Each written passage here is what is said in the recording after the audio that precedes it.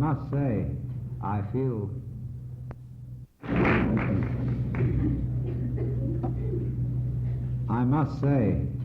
feel very honored that on a night when Segovia is playing on campus that you should come to listen to me. Because if I had the choice, I would go and hear Segovia.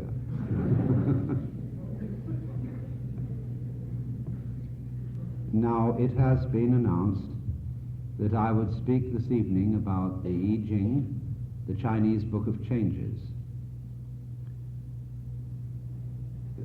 That's a little misleading, for though I will refer a good deal to this book, what I'm going into is what lies behind the Book of Changes, which is the philosophy of the opposites, the yang and the yin. I should just say then briefly that the Book of Changes is thought to be the oldest of the great Chinese classics, and to date from perhaps as early as 1300 BC. Although perhaps the figures of which this classic is a discussion may be much earlier than that, they may go back to the earliest phases of human thought, because the I Ching really is the ground plan of the way in which the Chinese think, and not only the Chinese. It's almost a mapping of the thinking processes of man.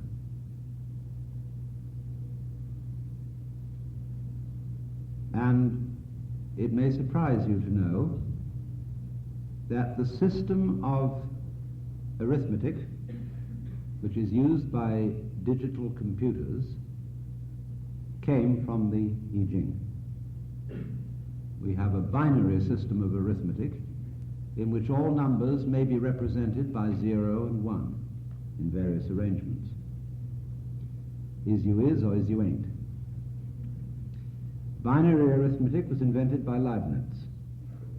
And Leibniz got the idea by reading a Latin translation of the I Ching done by Jesuit missionaries. So there's a sudden, unexpected link between the most sophisticated mathematical machinery and a book originating at least 1300 BC. But what the I Ching really goes into is this question of is you is or is you ain't. It sounds terribly simple. Black or white. And we keep saying to people, you know, life isn't just black and white, or black or white. There are many shades of gray. True, but against some backgrounds, gray is dark. In another context, gray is light. And really, all colors, in fact, all information whatsoever, can be translated into terms of yang and yin. For example, when you look at color television, the signals are broadcast to your set as a stream of pulses. They could be put on magnetic tape in terms of an arrangement of pulses indicating either yes or no. This technique has reached such sophistication that with the aid of laser beams we can translate a physical object. Let's take a complicated one. Let's take a dandelion flower gone to seed, a dandelion clock. You take a dandelion clock about so big, it can be turned into a formula, passed through channels, enlarged to any size, say this big, and with laser beams cut in solid plastic in a matter of moments. So that you can get this reproduction of a three-dimensional object but the transition between the two was handled simply in terms of pulses. So likewise, the nervous system is so constituted that the neuron carrying a message either fires or does not fire. If it fires or if it's activated, that registers as a yes. If it is not fired, the absence of firing is represented as a no. And so you could say that all your perceptions, in all their variety and in all their color, are made up of a vast composite of little yeses and little nos in every conceivable variation. So out of these two come everything.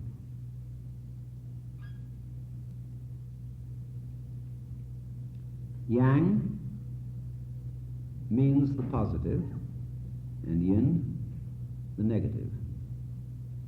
Yang is identified with the south or sunny side of a mountain, yin with the north or shady side. And note at this moment that you cannot have a one-sided mountain. Imagine it. And this then is the crucial thing that one must understand about the Yang-Yin philosophy, and it is represented in the symbol of a circle crossed with an S curve, one side of which is black and the other side is white. And so they're like two fishes. And in the head of the black fish is a white eye, and in the head of the white fish there is a black eye.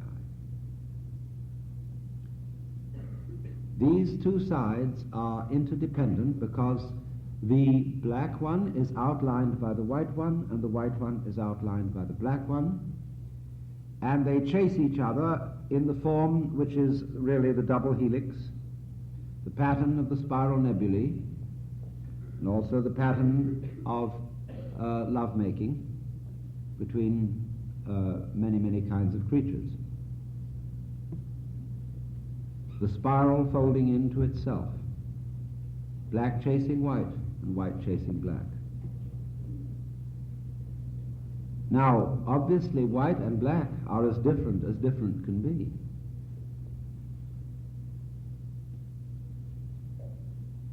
When we say of someone that he's an awful liar and a con man, you say, why, he could prove to you that black was white. But strangely enough, black is white in a certain sense, and white is black. If you take the copulating word is to mean implies, because black implies white and white implies black, or positive implies negative and negative implies positive, because you can't have the one without the other. So to put this into clear words, we can say explicitly black and white are different, but implicitly, that is to say, by implication, they are one. So exoterically, outwardly, the positive and the negative of life are very different. Life is different from death, and good is different from evil. But esoterically, the secret is that they are one. As God says through the prophet Isaiah, I am the Lord and there is none else. I form the light and create the darkness.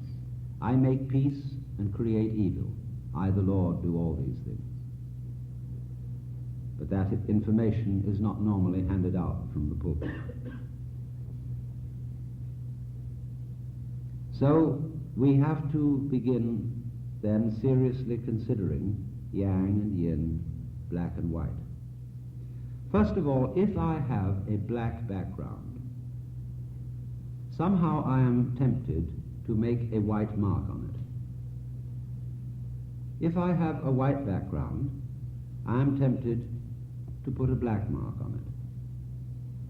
Because if there were nothing to see but black, that would be tantamount to being blind, because there would be no difference. Nothing would matter. Nothing would make a difference. So there wouldn't be anything. Likewise, if everything were white, it would be as good as being blind, for there would be no difference. It is only by contrast, when black and white are put together, that we know black as black and white as white. However, now, when I look at a small white circle or disk on a black background, or a small black disk on a white background, I at once get this in my thought: which is positive and which is negative?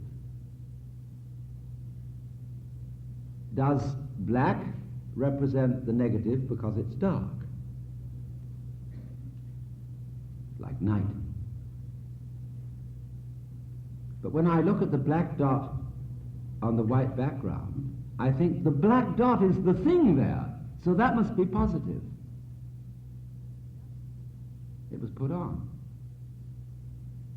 And therefore the white represents negative because it suggests nothing.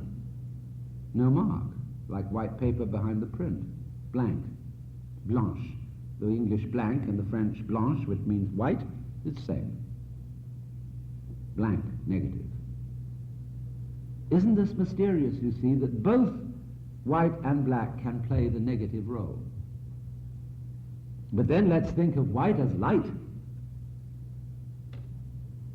and it's playing the positive role. And when we think of black as the thing, the mark, then it's playing the positive role. See? Both can play the negative and both can play the positive. But still, you can't have one without the other. I look at the black with the white dot, and I say, is that a white glowing sun in the night, or is it a hole through a wall? In which case the black will be the thing and the white the absence. I look at the black dot on the white background and say, yes, obviously the black dot is the thing, but on the other hand it may be a picture of a white box with a hole in it. You see? They're reversible. Therefore, some reflections about these.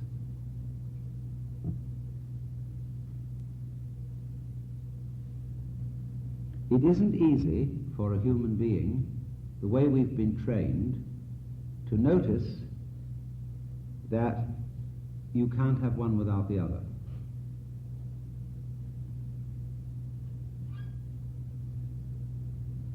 Because our attention has difficulty in seeing both sides at once. You know that Gestalt image where you get two faces in profile and they are drawn as black silhouette. So you get two faces in profile about to kiss. But then look again and you notice the white ground between them, and it is a cup, like a chalice. What have we got here? Kissing faces or chalice? People have difficulty in seeing both together. You must have one or the other. Either will do, but make your choice.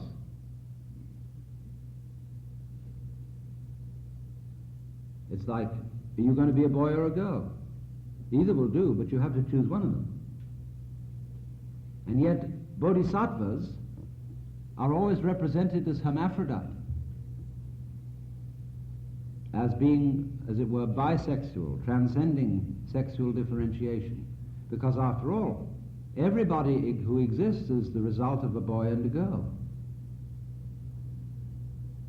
Boys can't be boys without girls, and girls can't be girls without boys. They are very different. Et vive la différence. But by nature, by reason of their interdependence, they're one. Talking of the bees and the flowers, where there are bees, there must be flowers. And where there are flowers, there must be bees or some sort of insect equivalent. And this implies that the bee and the flower are really one organism. The head of the body looks very different from the feet, just as the bee looks different from the flower. But a complete body requires both head and feet. So the head and the foot are obviously one organism. It's less obvious with the bee and the flower, but they are one organism. What is very difficult for us to see, however, is that solids are all of a piece with spaces. Now here comes the thing, you see.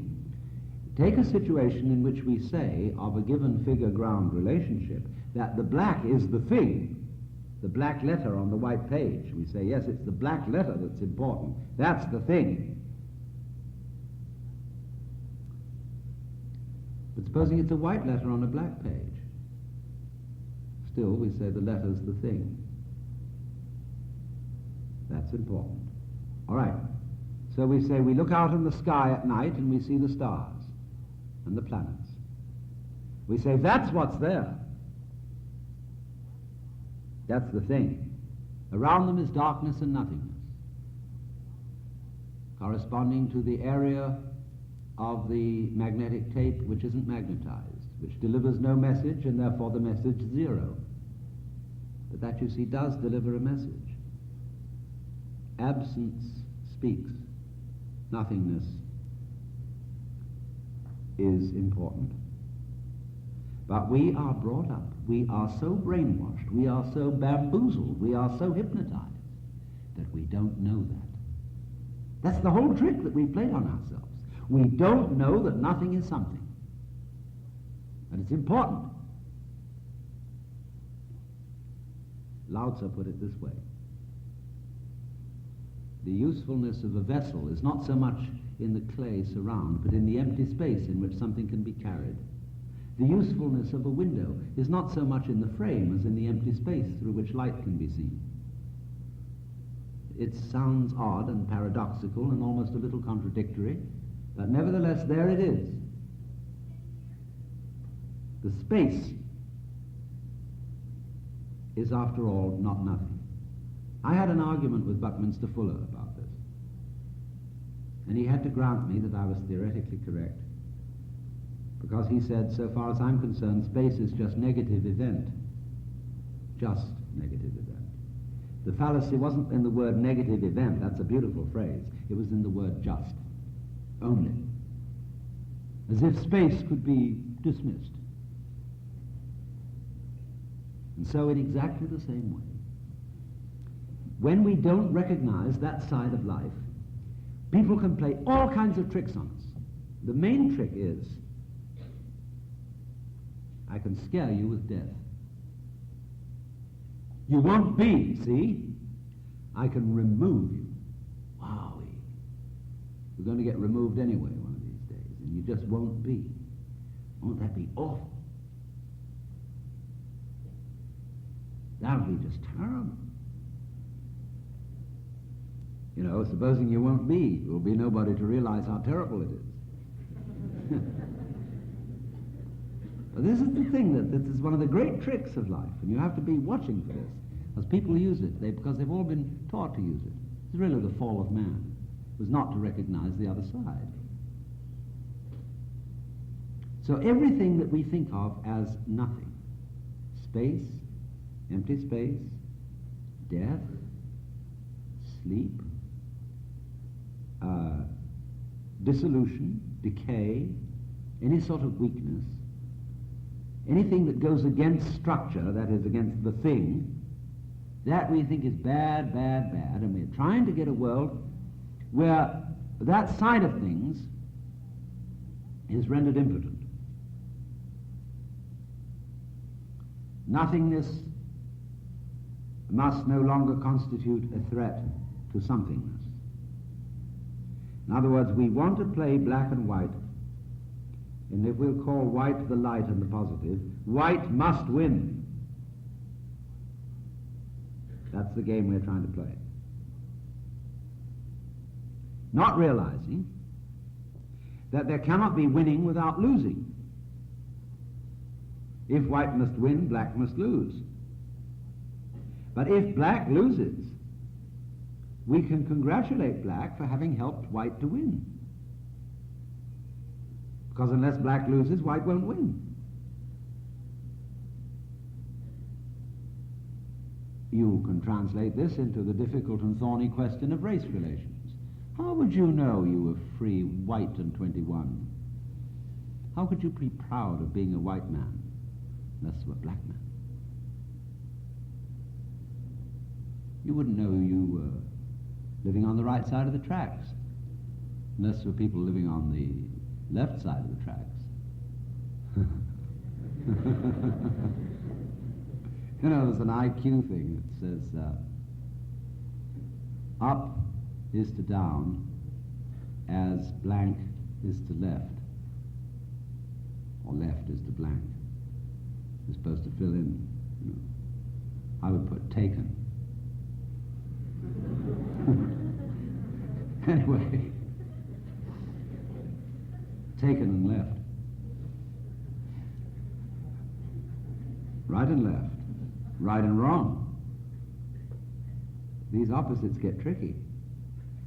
But the point is, people are afraid of the negative one. Don't be negative. The power of positive thinking. That's all nonsense. The negative is the source of the positive. This is absolutely fundamental to the I Ching. This is why in the hexagrams, of which is the I Ching is about, 64 combinations of 6 black and white symbols. Actually, they use an unbroken line for the positive and a broken line for the negative. 6 such lines. There are 64 combinations of groups of 6, or hexagrams. And in all those, there is not one bad one. There is no sign of the I Ching which you can draw, and the oracle tell you this is just plain bad. Because you can get to the very end of the night, the blackest pitch black, and it is precisely at that moment that the yang, the positive element, is reborn. Because you see, it is recognizing that energy is waves, energy is pulsation. Now you can't have a pulse without a vibration. It sounds, if I go,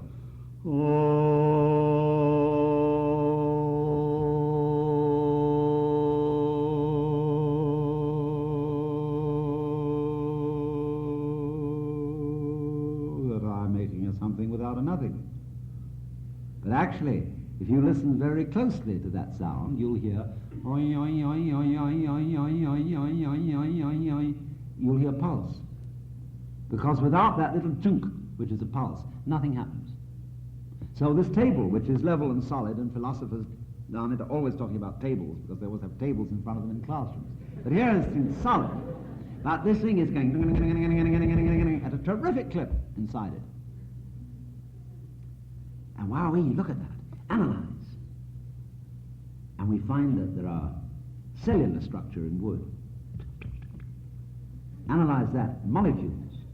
And when we find to our amazement, if you take a molecule out of this table, and it's about the size of my fist, blow it up to that, the next molecule will be, why, way over the other side of the room, at that level of magnification.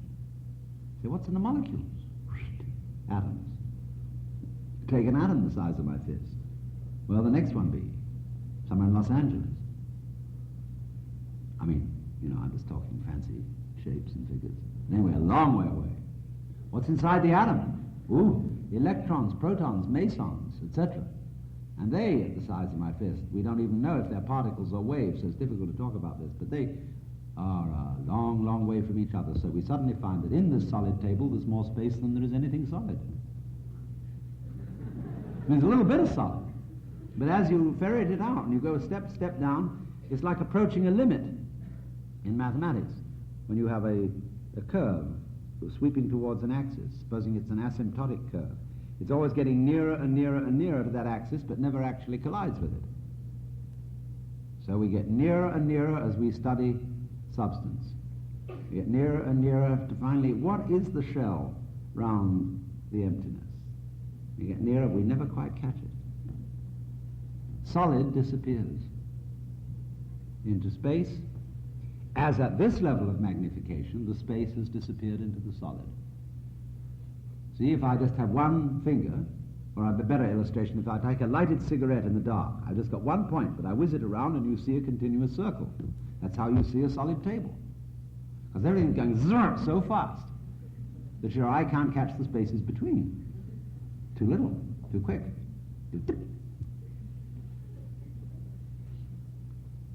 So, looking at things from one point of view, we find a lot of emptiness. Looking at them from another point of view, we find a lot of solid.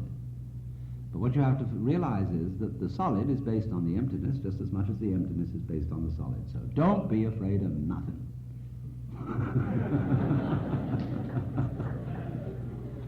It can't bite you. It's only something that can bite you. There's nothing to be afraid of in nothing. And yet, mysteriously, nothing is the source of something. It's like the womb and the seed.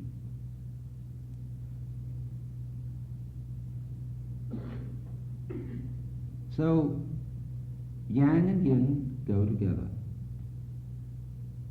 But, through not seeing this, the whole of our life is, as I said, geared to the thought that we might be able to make the yang side win.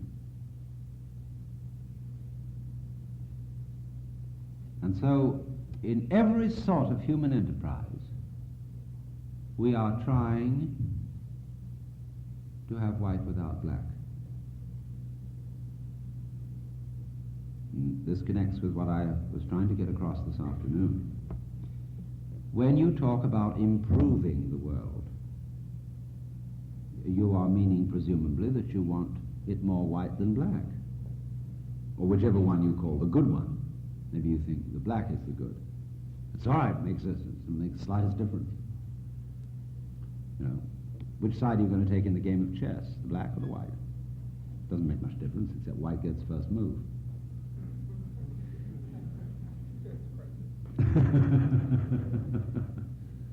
No, I'll always wait to see what you're going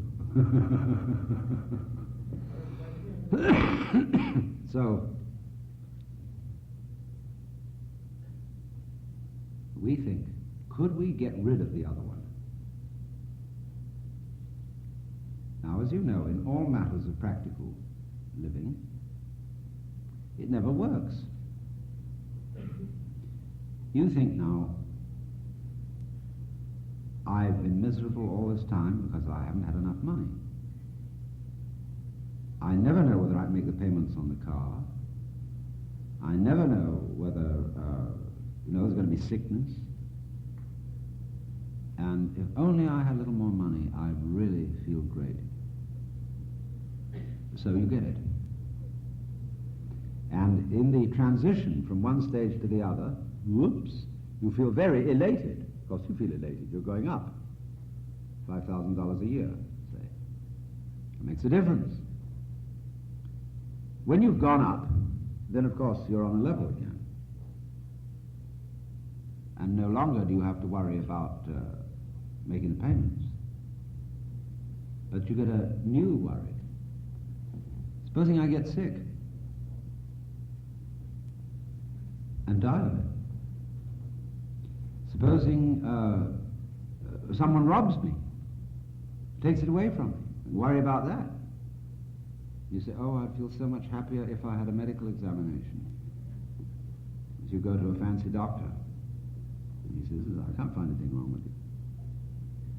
Then always there might be burglars, so you get an alarm system and new locks, and finally you go to the Homes Patrol and get a private guard to watch you, and that makes you feel better for a while, except then it begins to nag you. Gee, if I have that Homes Patrol man out there, they'll know I've got something. Maybe I better have two men on the job. So it grows. You worry. Because you found out that you didn't get yang without yin. You got a new yang, a bigger yang, instead of the former little one you had, but you got a big yin with it. It's no joke getting rich. It implies a great deal of responsibility, and you've got more to worry about. Don't envy rich people. It's a great mistake. Don't envy anyone. So, in the same way, Zhuangzi puts it thus, he's Lao Tzu's successor. People who speak of having good government without its correlative, misrule, or right without its correlative, wrong, do not understand the basic principles of the universe. One might just as well speak of having yang without yin, and such people must be either knaves or fools. Of course, how will we know we were wise unless there were knaves and fools?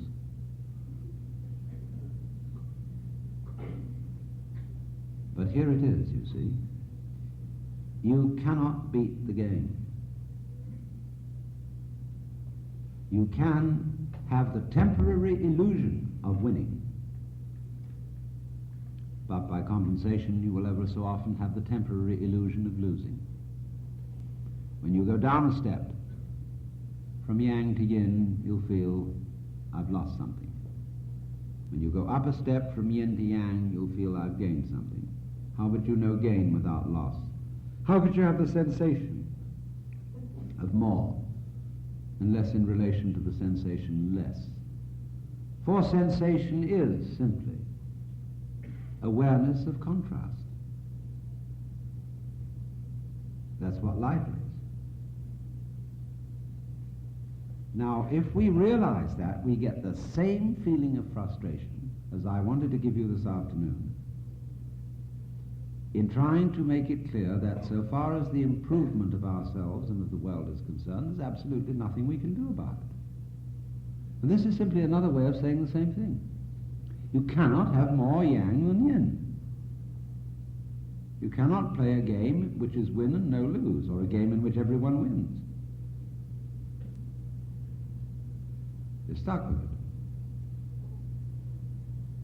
Now, in just the same way, if we recognize that, applying yang and yin to all the possible situations of life, we get this awful feeling of, so what's the use? I mean, what do you expect me to do? Jump into the river and drown? Now, wait a minute. Why, at that point, do we get the feeling of, oh, what's the use?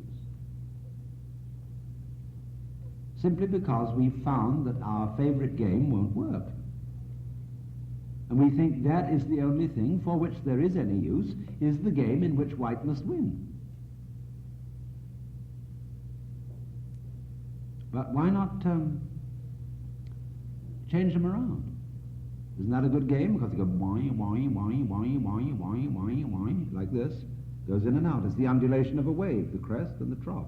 You can go on every kid likes a roller coaster ride. You go, it's great.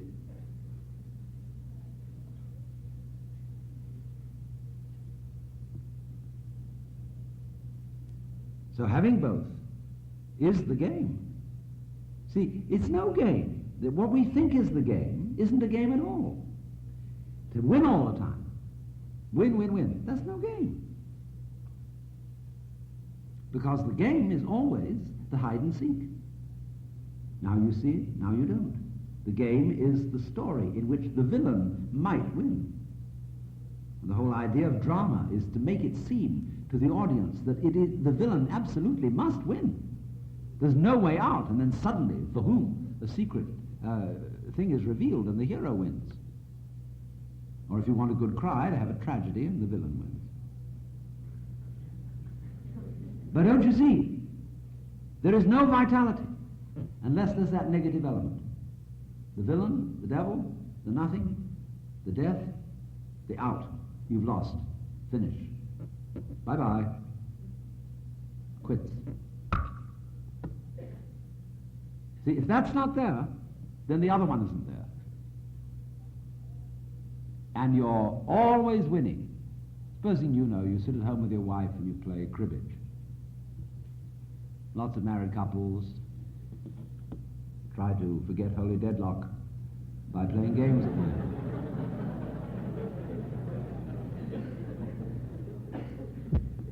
And if one partner, be it wife or husband, always wins at cribbage, the game ceases to be of interest.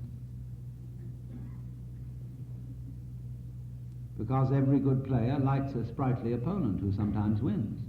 Wins just a little bit less than me, mind you, but wins a great deal of the time. Yes, it's okay. See, just a little bit. No. So, if you don't have the unknown space, death, darkness, negative, you don't have the light.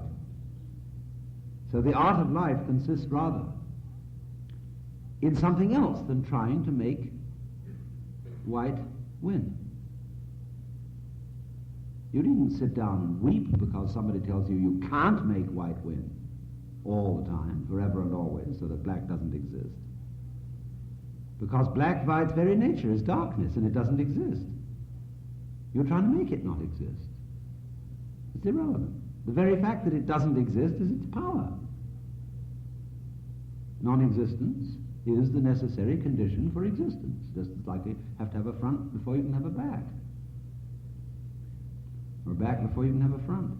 They come into being together, so do existence and non-existence.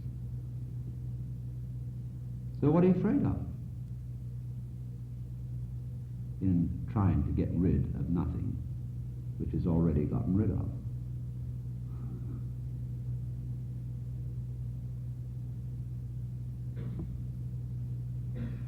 So we think, But surely this is rather monotonous. It goes up and down, up and down, up and down, seesaw, life, death, life, death, life, death, or birth, death, birth, death, birth, death. Isn't there some way of, must we play this game? It's like the game of one-upmanship I showed you earlier this afternoon. You can't get out of it. They're always playing it. And if you say, I won't play, it means I've got a more interesting game than yours. Which is just the same game all over again. Would there be a way somehow to transcend black and white? So we've got black and we've got white. That makes it even. But isn't there something else? Couldn't there be a tertium quid? A new possibility? So we could have a 3 basis instead of a 2 basis? And somebody comes up and says, all right, you're black and white, A and B. You constitute the 2 ends of the base of a triangle, and I'm the apex. How about that? We say, that's odd. Of course it's odd, because the first 2 were even. When something happens, that's one, and that's odd. See, it's odd that anything should have happened. Very odd. It's queer. Would it have been easier for there to be nothing? But then something happened. So then they said, that's odd. Then they recognized there was something and nothing, and then they said, all right, that's right, we're even. So this third fellow comes along and says, now, what about it? And they say, you're odd. Oh, wait a minute. You stand over against us. So that makes 2. We're even, and you're odd. All right, so that makes 2 out of 3. 3 equals 2. Because we're together, we 2. We recognize that we're black and white. You can't have one without the other, so we're together. And you say you want to be different, okay? That makes black and white different from whatever you say you are, so we got the new yang and yin. You can't get out of it. Make 4, and it's the same all over again. Make 5, it's the same all over again.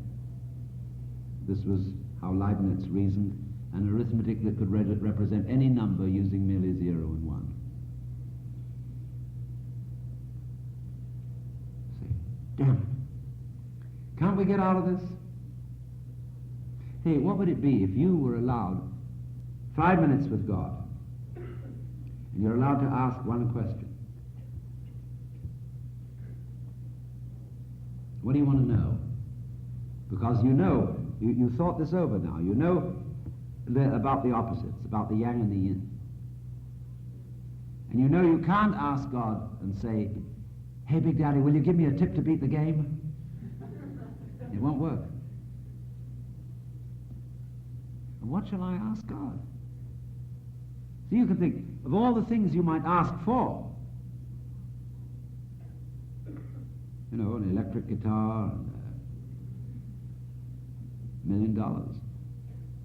And you know that wouldn't be the answer, because that would be yang. There'd be a big yin along with it somewhere. I don't know what to ask. So you go in and say, God, beyond positive and negative, what is reality? And God says, my child, your question has no meaning. Oh dear, you thought, there it's gone, my one chance lost. You think, you get a friend of yours and say, hey, look, you go in. And tell me what he says. You ask him, what question should I ask you? He goes in and says, oh God, what question should I ask you? And God says, so you do want a problem.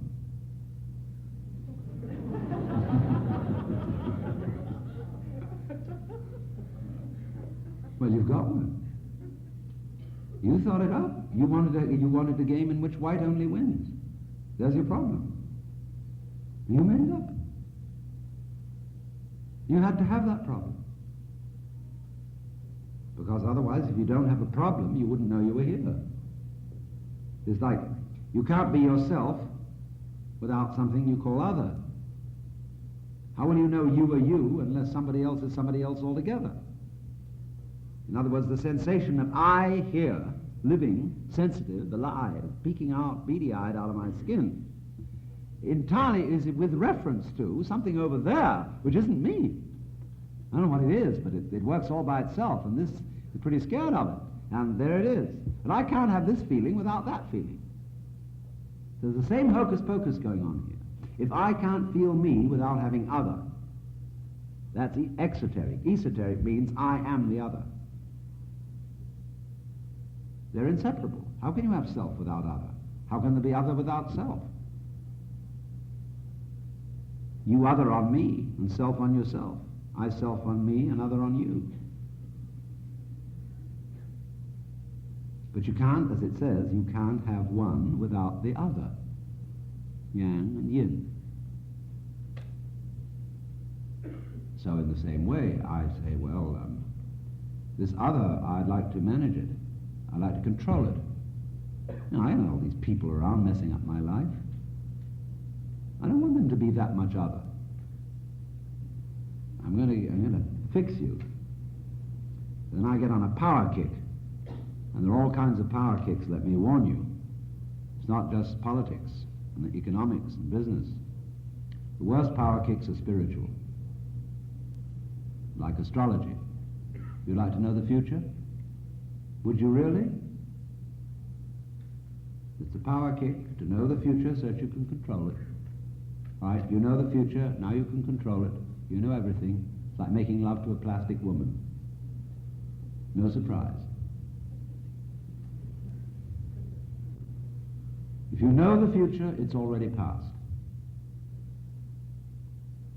But if you want to know something and to have knowledge, then there must be the unknown.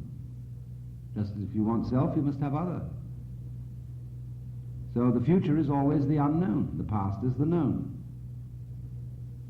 And what we witness as our present is the magical appearance of the... Might be another big earthquake right underneath us. See? Any minute now. Or the Russians might decide to release the A-bomb. Any minute. You would have a heart attack, drop dead. You don't know what's coming. Well, relax. Then watch this thing happen. It's incredible. Just watch it.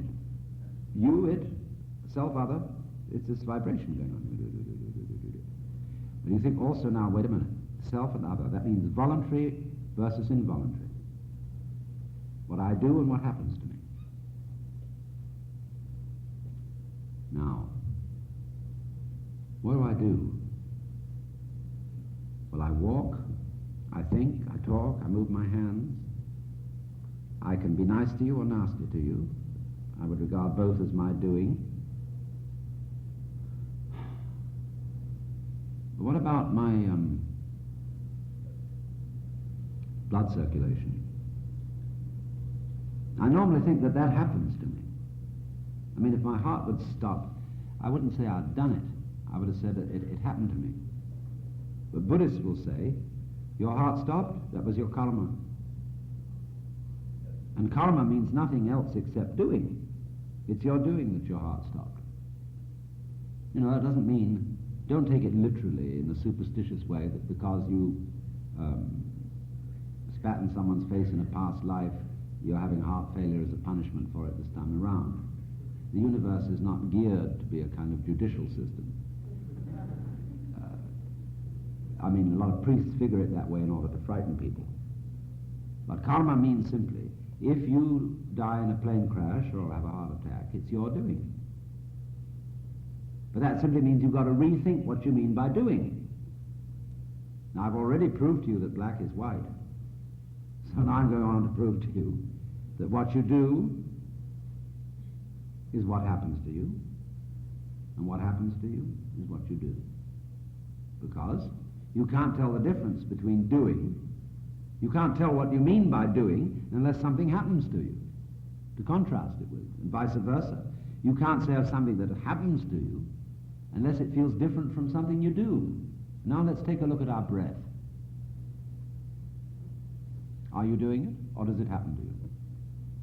If we do breathing exercise, you can feel I'm doing it. Just I'm breathing in just as I might raise my hand. But after a while I breathe out. I feel I'm breathing out. And I forget all about it, and it goes on. And it happens to me. That's why in yoga, which means, yoga means union, joining, same as the Latin jungere. Why in yoga you breathe. Breathing is the main thing in yoga, because it's to teach you that there's no difference between what you do and what happens to you. You learn that through breathing. You can make the very best breath. See, we get into Christian terms here. The Holy Spirit, spirit means breath. See? Spiritus in Latin, pneuma in Greek, ruach in Hebrew. Breath. Now, there's ordinary breath, when you know, most people's normal breathing. Or forced breath, when, or, you know, when people try to sing and their voice is forced. But then, the next breath is called Holy Spirit, holy breath. That's when the breath is no longer forced, it happens. When it's nirvana breath, blow out, same thing as Holy Spirit. And then that, you see, that unforced one.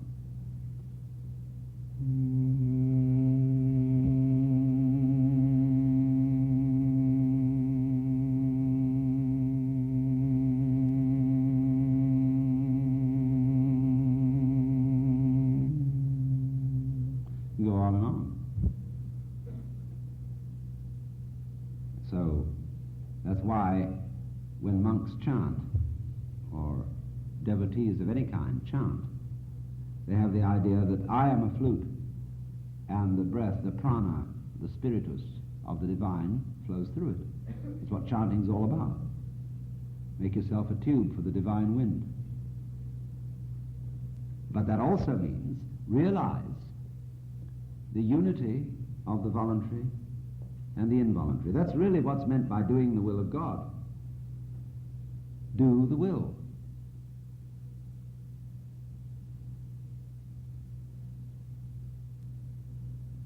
It's one reason why we get confused in English as to whether we mean will or whether we mean shall. I will drown and no one shall save me. So, think, behind what you call voluntary, you decide. Having reviewed the evidence, I've decided it would be best to buy this brand of detergent. Made a decision. How did you make a decision? Well, I reviewed the evidence, I added up the price, and I came to the conclusion. Yeah, I know all that. But how did you work the machinery? The computer in your head. You know, you pushed all these buttons, but what's underneath the buttons? Oh, I don't know, I never looked. So you see, that involuntary growth called the brain underlies your voluntary decision. Because when you decide, you don't first decide to decide, and decide to decide to decide. You just decide. But that means there's something else behind it. Well, you think that's terrible, because if what I do happens to me, and it isn't really doing at all, then I'm in a fatalistic scene. Yes, but I said, on the other hand, what happens to you is what you do. It works equally that way. You know, you have an earthquake. And the thoughts in your head drift about like clouds in the sky. Look at it either way. Because you realize, if I was entirely determined, and there was no possibility of freedom at all, I wouldn't know I was determined. Just as I wouldn't know anything if everything was black. If everything is determined, it doesn't make any difference. But if it's sometimes determined and sometimes free, then I know the difference. But on the other hand, just because they do make a difference, they've got something in common.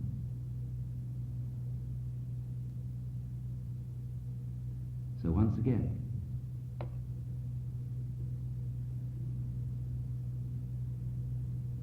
you suddenly feel this funny feeling of what next? Where do we go from here? When I turn the wheel of the car, the steering wheel, am I pushing it or am I pulling it?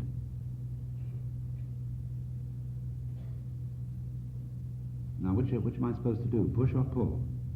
What a stupid question. Just turn it. So in the same way, you come to this impasse. You can't make the right thing happen because you can't have the right without the wrong. That sounds terrible.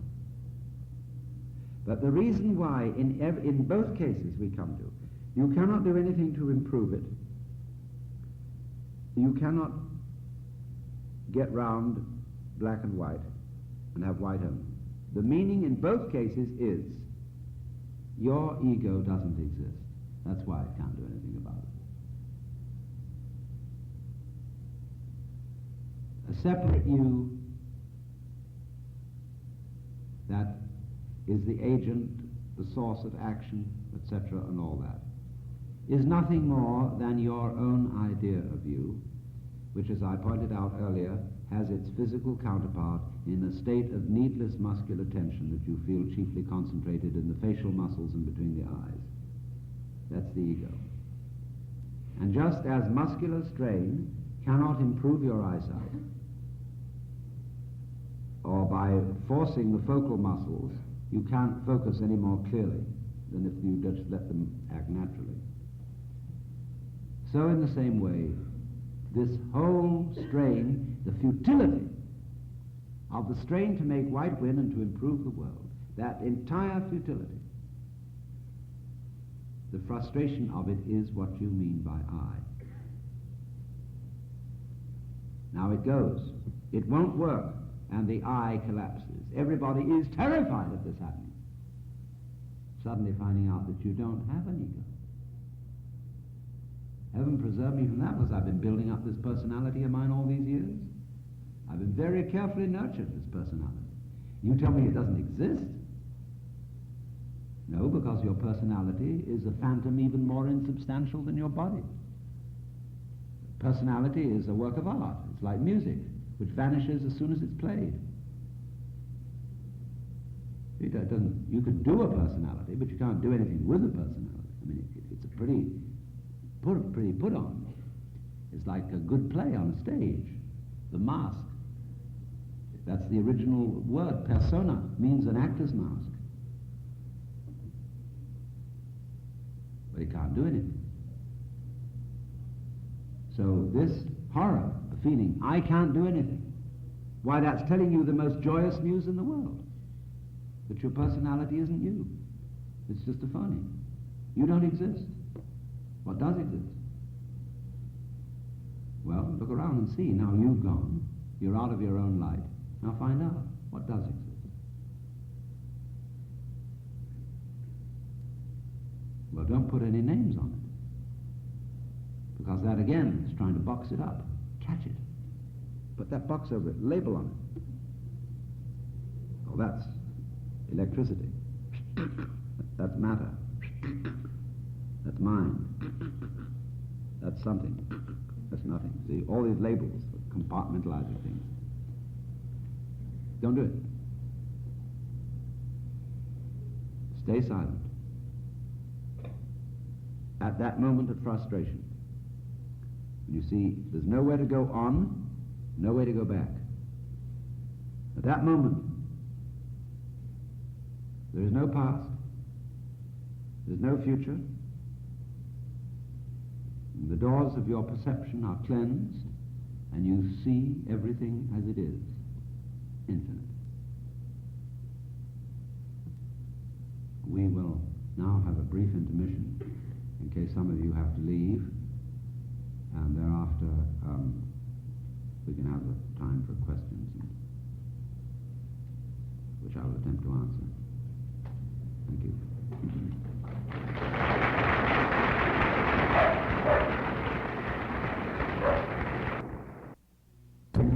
Now, friends, if you will wave hands at me, I will endeavor to answer questions. Yes, gentleman on the aisle.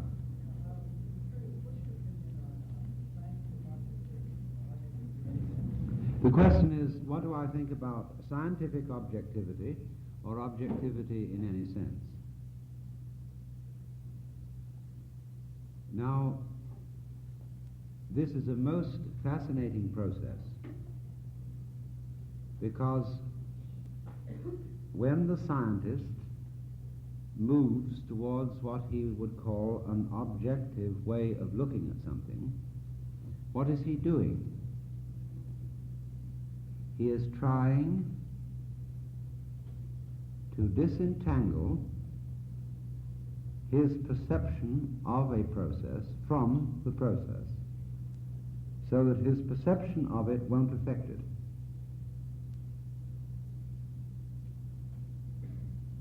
In other words, I won't see this clearly if I breathe on it while I'm looking, because it'll alter it. So I put a mask on so that my breath won't affect it. But also I realize that my body temperature will affect this specimen. So I've got to put it in some kind of a container so that I can see it without my body temperature affecting it. I also, if this thing is some surgical specimen taken out of a human body, I don't want to get infected by it. So I have to put it at a further distance from myself by putting on rubber gloves. And so by isolating what I'm looking at, I am making it an object.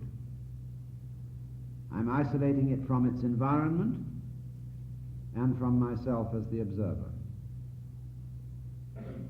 Now, as I proceed to do this more and more rigorously, I discover that it's increasingly difficult to do, because I want to screen out from the object I am measuring and describing all unmeasurable variables. I cannot provide for a truck suddenly going by the lab and shaking everything, which might make certain differences in chemical structure. So I have to screen out trucks, which means a lot of expensive equipment so that the floor won't wobble. And the more I screen out this object and make it a pure object, the more expensive the equipment to enable me to do it. And therefore I, as the objective scientist, am the first person to realize that there are no objects. Because the task of finally cutting anything whatsoever off from the rest of the universe is impossible. So we get down to the study of the electron, and we find we cannot measure simultaneously its speed and its position. We know one, but we don't know the other. Because we get to a position, sort of, in which I'm trying to stick the point of a pin into the point of another pin the same size. It's where we get to. And so I realize that I cannot truly have an objective world or a world of objects. But so long as I don't go the whole way, and I think I can have an objective world. See, up to a certain point, taking an objective attitude is very successful, technologically successful.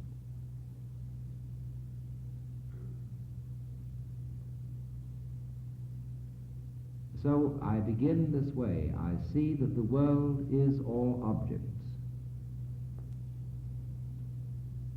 And therefore, objectionable. See, a world of mere objects is obviously objectionable, because it's dead. It's machinery.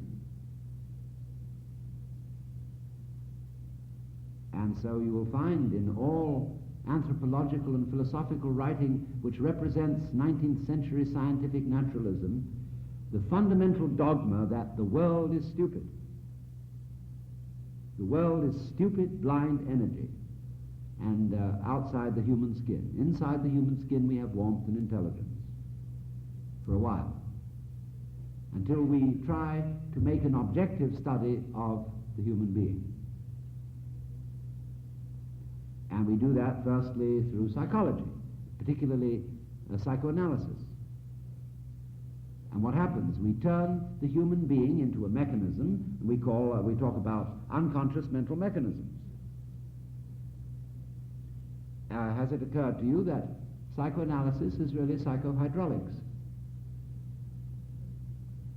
Dammed up instincts, repressed, flow of the libido, etc. It's all hydraulics, and is a way of describing the psyche in terms of the Newtonian mechanics of water. But when man makes himself an object, he too becomes objectionable.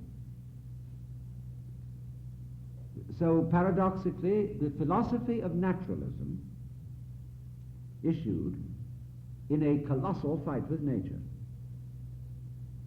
You know, they said, well, we're naturalists. We take the side of the natural against the supernaturalists. But then they went on to do what the supernaturalists had started in the worst way. They pitched the biggest fight against nature. Then when they found that human beings themselves were objects and were objectionable, what do you think they did? Suicide. They provided to blow us all up.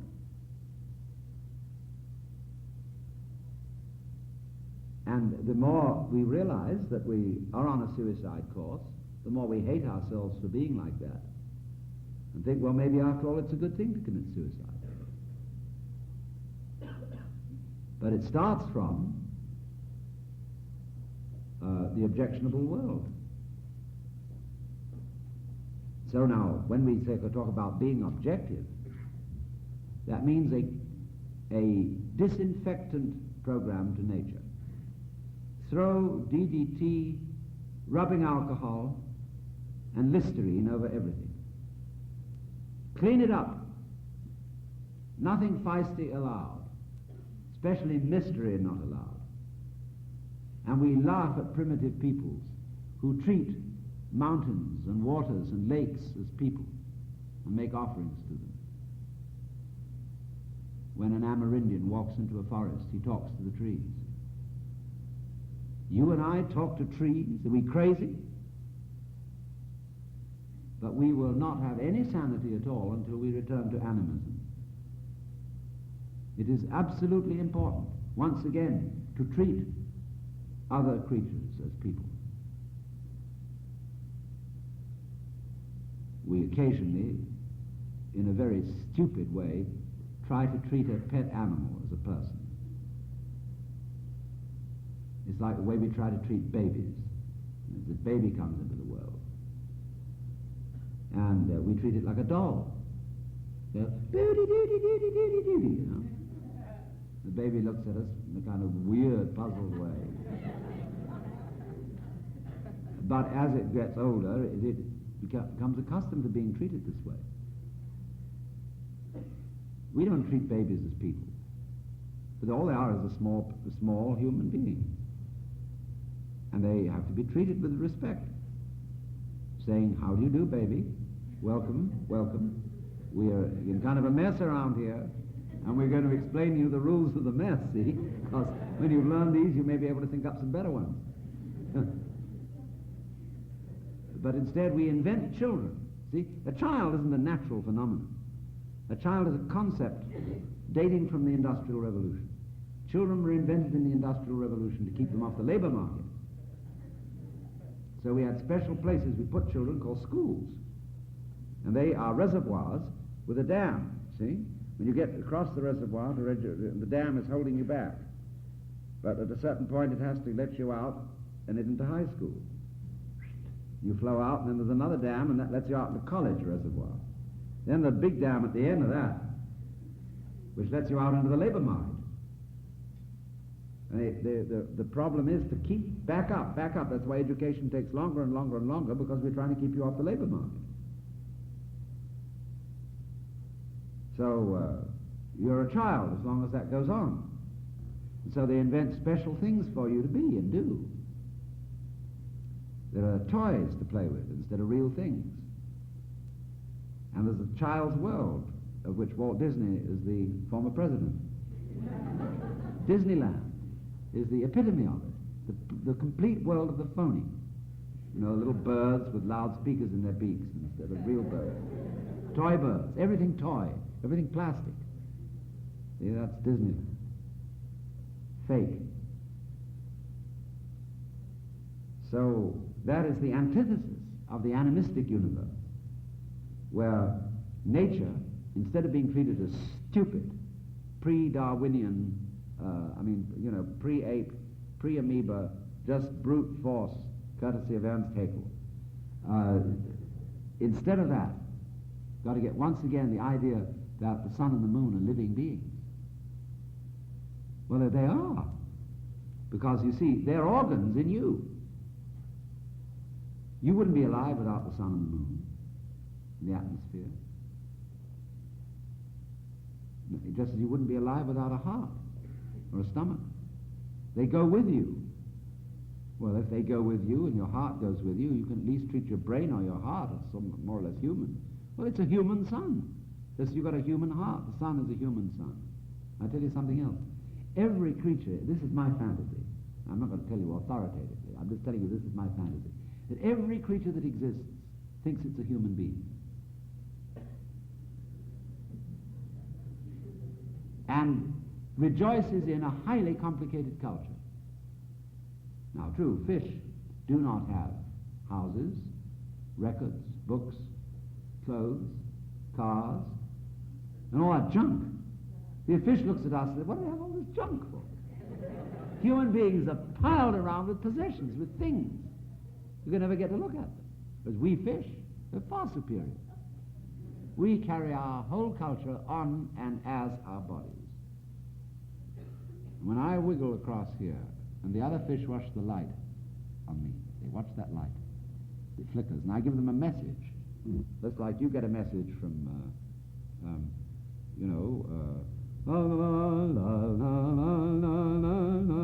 the fish gets it from and each fish does it in a unique way, and the other fish watch and say, "Ooh, look at that." Did you catch that one? See? He did a tesseract on the fifth waddle. See? I mean, that's incredible. See? So, they're very high culture. Philosophy and all. And they communicate by ESP. None of this stupid, crude talking. Real ESP. So you see, you can go around, you can look at beetles and fruit flies and even virus units. That each one of those in its own consciousness is a human being. Because human being simply means the middle. And everything's in the middle for itself.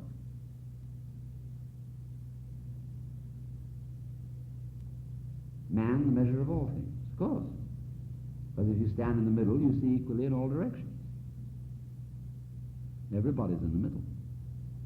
Every point on the surface of the sphere is the center of that surface. Next question, please. Whoops. There's a gentleman in the center in a white shirt with black hair.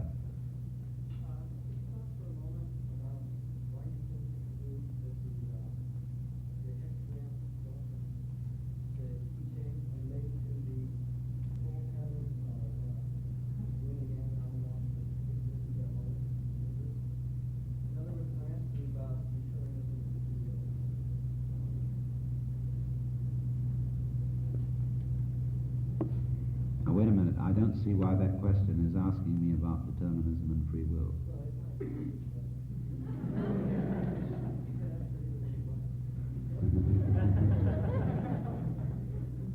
You started out by asking, what is the relationship? No, I think you put it this way.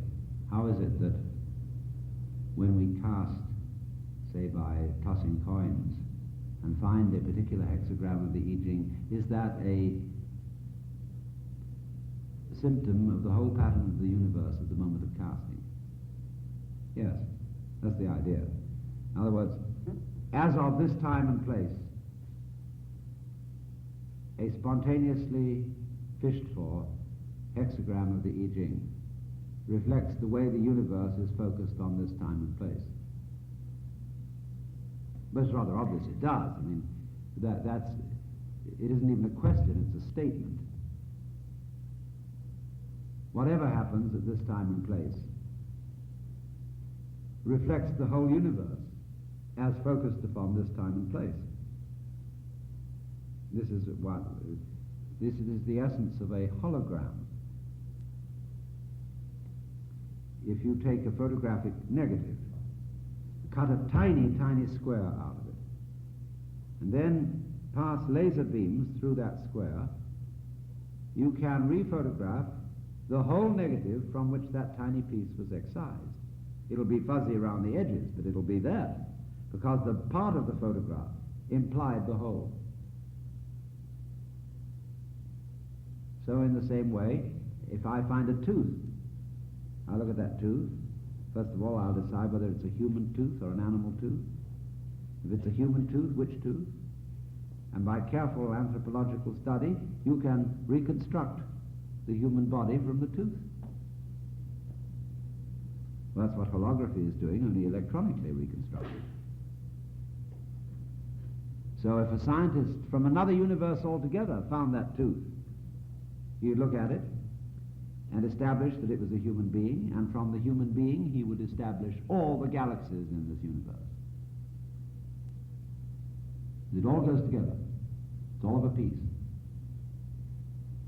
So in that way, the hexagram, which falls at this moment, reflects the way the universe is reflected on this moment.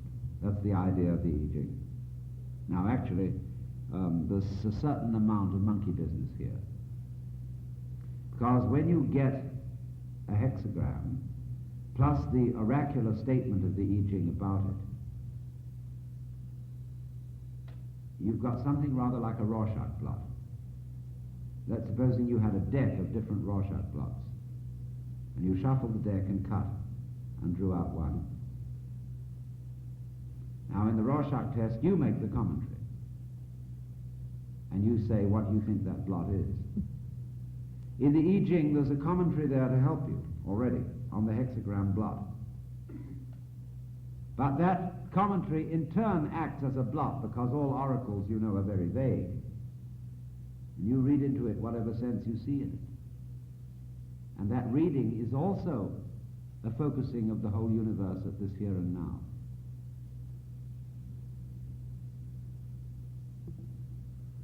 So the I Ching shows you yourself. That's the same way that psychotherapists use dreams, or fortune tellers use crystal balls or tea leaves.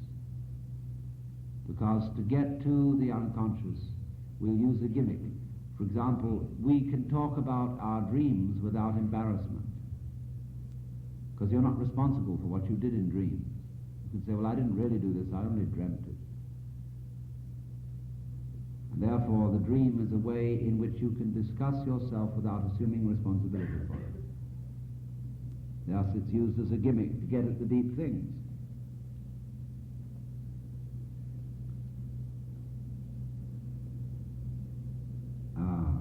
So much for that one. Yes, sir.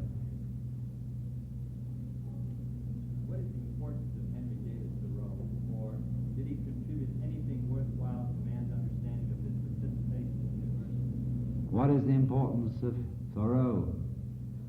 Did he contribute anything significant to man's understanding of his place in the universe?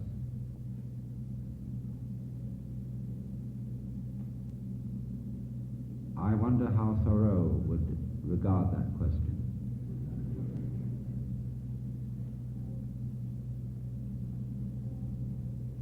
Especially, did he contribute?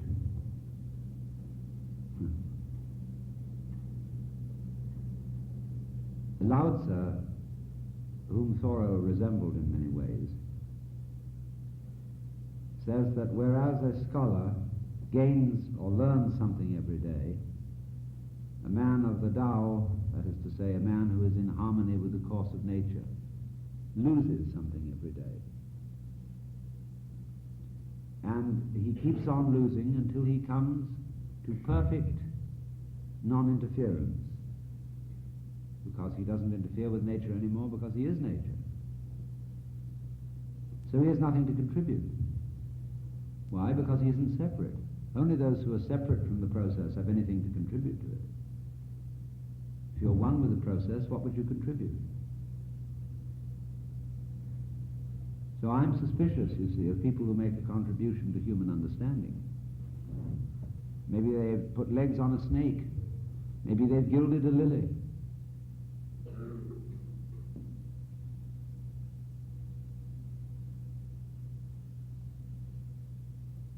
Now, you know I'm pulling your leg a little.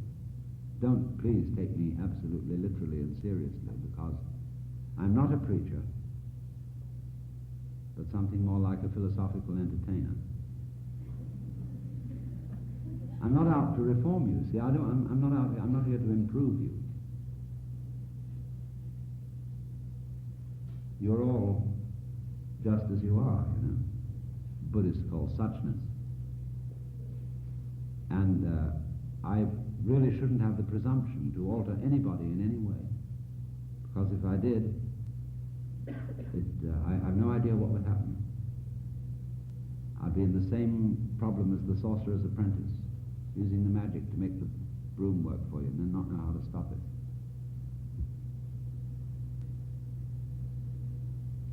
Now indeed, lots of people, we say, they do live very creative lives. People around them are happy. But you will find again and again that they are not thinking of themselves as making a contribution to the common good. They don't use that kind of highfalutin language. And when people come and tell them, you know, you are just marvelous, you're the salt of the earth, Mrs. Stevens, you're having you around this village all this time, you've no idea how people value you. But if she hears that too much, she's going to get conceited. It's going to spoil her.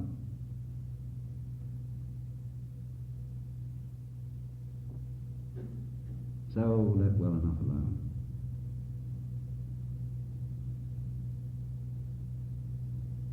Any further questions? Yes, lady in front.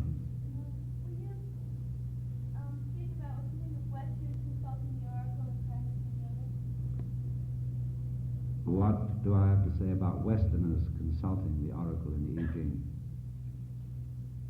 Yes, it's fine. Because the I Ching, as you read it, is like having a conversation with a wise old man. And he occasionally chucks you under the chin and tells you, look, don't take it to heart so much. But don't get so I Chingery that you can't make a single important decision without consulting the oracle. Because that's going to atrophy your own intuition. And remember, if you seek in any way to know the future, you're depriving yourself of the reason why there is a future at all. That is to say, you're depriving yourself of the surprise.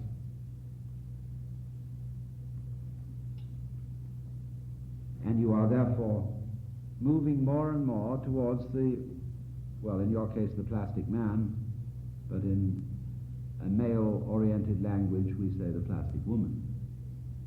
You know, in nightmare experiences that people have had with psychedelic drugs, there is an experience called the plastic doll, which is the negative mystical experience, in which everything appears dead, mechanistic, just a bunch of enamel tin or plastic. And those beautiful jewels, the human eye, they're made of glass. No body home. That nightmare experience is the experience of the world as it would be if we were in complete control of it. That thing we call life, the lovely beauty of the human being, is because it is not under our control. We can only trust it.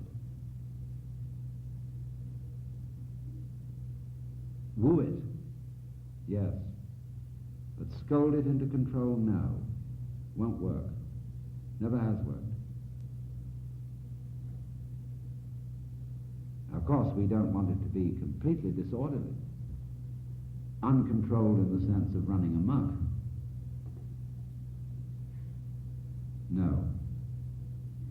But it will be civilized human life to the extent that we don't control it by pushing it around, and that we do respect in other people the life that we respect in ourselves, and say, you know, hooray for your difference. Hooray for the fact that I don't control you. Because if I did control you, I wouldn't be me. Yes, sir.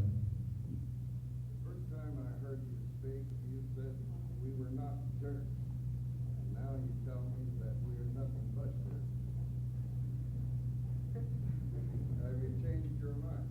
No, I was just looking at it from another point of view.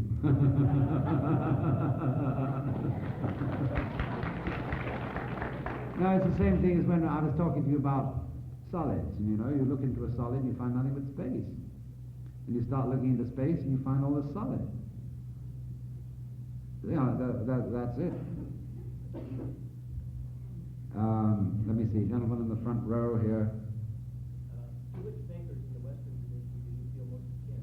To which thinkers in the Western tradition do I feel most akin? Heraclitus, Gordiana Bruno, John Scotus Origina, Meister Eckhart, John of Ricebrook, Nicholas of Cusa, Goethe, Bergson,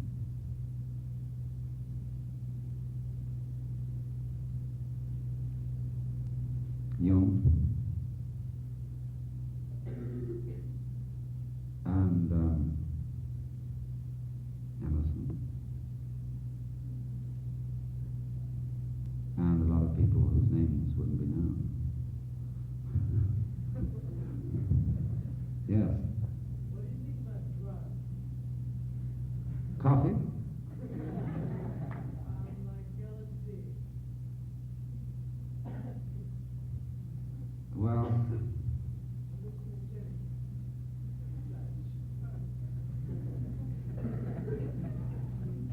tell you, I think that they are tools, instruments of extraordinary value for our understanding of ourselves and the world. But they're too good for the masses. When I see people wandering around high on LSD, or for that matter marijuana at parties, I feel as if I were watching somebody burning Napoleon brandy on a plum pudding.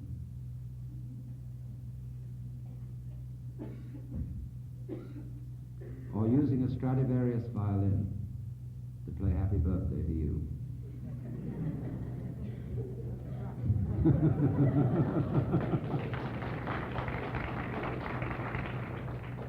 I feel as a pious Roman Catholic would feel if I saw somebody taking the Blessed Sacrament and using it to play tiddlywinks.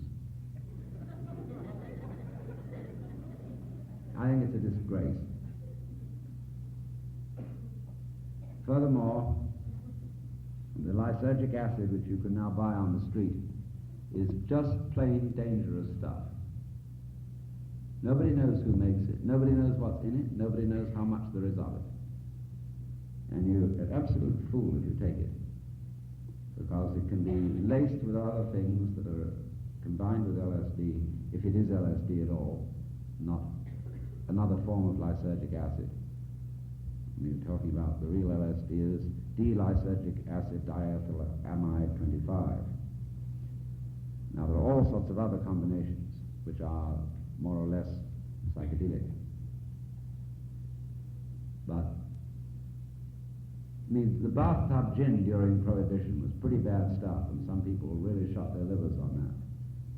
Now, it probably isn't true that you'll mess up your chromosomes on LSD. Coffee also affects the chromosomes, so do lots of things, but not significantly. But you can get into very nasty situations of paranoia, of complete disorientation, and these may recur indefinitely.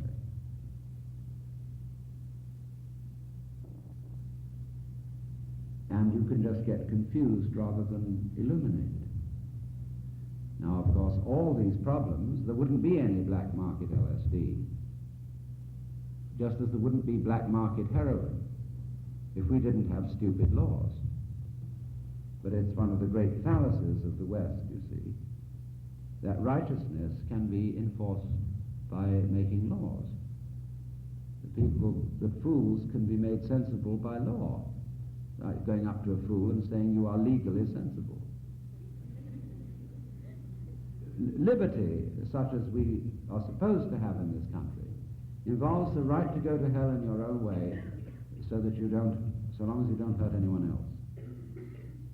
And other people